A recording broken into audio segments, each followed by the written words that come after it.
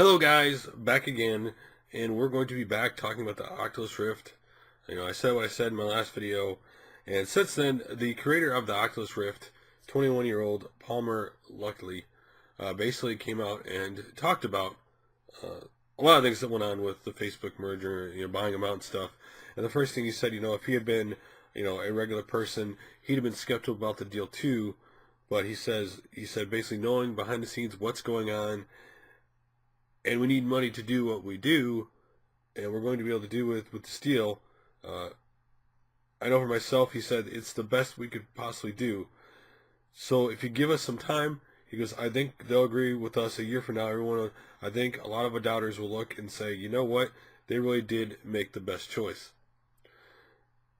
Now, he went on to explain that Oculus VR sale to Facebook has allowed the company to achieve what he recalled before the deal, where he couldn't get some prospective employees because of the fact that they were a startup company and they weren't stable. And now they got bought by Facebook. A lot's gone away because they're now stable. They're no longer considered a startup. And that is one thing I didn't think about of the sale of the company, was that they no longer get rid of the fact that people worrying about financially stable, because now with the sale, it's a stable company. You've got big backing behind it, so employees aren't so worried about, hey, you know what, this thing could end tomorrow. But he said that selling to Facebook means Oculus VR would remain autonomous, allow the company to build its own custom parts instead of having harvesting smartphone scraps from virtual reality headsets. This in turn will allow for a better way of product, he said. Now here's what I'll say. When somebody pays $2 billion for your company, you're no longer autonomous or separate. That what's going to ultimately happen, why the parts and stuff are probably going to be all right, but ultimately, a year from now, like most mergers, it's usually about a year before you start to see the company that really bought somebody out start to really put their fingerprint on the company. And so, ultimately, any changes Facebook really would make would be not happen until a year from now. I don't know if they're going to make any changes. I'm sure the changes they'd make is somehow they want at some point to tie what they do into with that headset would only make sense somehow down the road. But maybe not even the first iteration of it. We'll just have to wait and see how it plays out. But eventually, when some company pays $2 billion for another company, they want a return, and they're going to have their fingerprints to ensure they get that return back somehow. He always stated that they both had the same dream. One day, basically, about virtual reality. One day, mainstream. That is a thing meant to be seen. I think some point in the future, virtual reality will be a thing. What form that takes place, who knows? It just depends what everybody wants to mass adopt. But here's another benefit he talked about that I really didn't think about, was that now more AA developers are excited about working on virtual reality games because Oculus VR has stability. It means developers understand VR is going to be around for many years. Doesn't need to worry about dedicating resources to a platform that could disappear. Now that is very true in itself, that if things did not start off, let's just say like some game consoles, the Oculus Rift first comes off and it's very slow going, that maybe it takes a little while to get it going. Like some game or something doesn't come out till 9 months or a year after it comes out for it finally to start take off. If they were dependent on that money to stay alive, then it might be short term. On the other hand, other in the spectrum, he also teased the influx of cash from Facebook means Oculus VR can sign deals with independent studios to fund virtual reality games. The first of these deals are closing real soon, he said.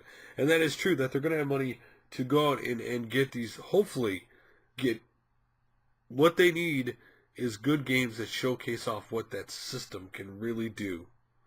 To really convince people, you know what, I need this to play this game. This is what I want. Now here was the most interesting thing he said. Now I don't know if this is going to happen. I know he says this is going to happen, but we'll see. He also said the Oculus Rift headsets finally when they do go on sale, they'll be sold at cost. If it costs $200 to make, they're going to sell them at $200. Of course, they have not announced yet even a release date to this thing, or a price for it. Again, 2 years since the Kickstarter, there's been no hint at when a release date is going to be at. And then he addressed of course, Sony's Project Morpheus. And he said he doesn't consider this headset a competitor because Sony is catering only to its consumers, while the Oculus is targeting a much wider audience. I think Morpheus is less competitive because it's for the PlayStation 4. They're trying to sell to their people, and we're trying to sell to PC gamers and maybe mobile later as it gets more powerful. Even if we are competing, I just think we have the best technology and the best team, but I'm excited that they're doing a pretty good job. Again, he sees them separate, and in a sense, they are separate because of the fact they are on two different platforms, right? I mean, Sony could put in a mobile platform if they eventually wanted to. That'd be the only way I see them competing.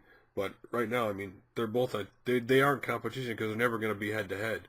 People may compare them, but they're never going to be in the same space because they're in two different systems. Who knows which one will ultimately be more powerful? Who knows how close they're going to be? And we'll see. I mean, I know some people are very excited about the Oculus. I know some people are not. It's one of those things, until it's actually out there, until you see it running and you see the lineup for it, you can't really judge what it's going to do. I know a lot of people are excited. They think it's the future of gaming. Developers think it is. They thought 3D was going to be future gaming. Didn't go over there the way they thought it would. Will this thing go over that way? I have no idea, honestly, if it is going to or not. It has Facebook behind it, yes.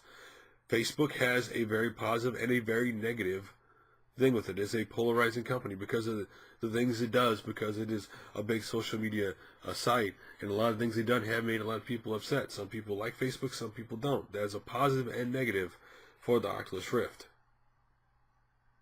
The main thing it has to do is simply do what it says it does and do it well.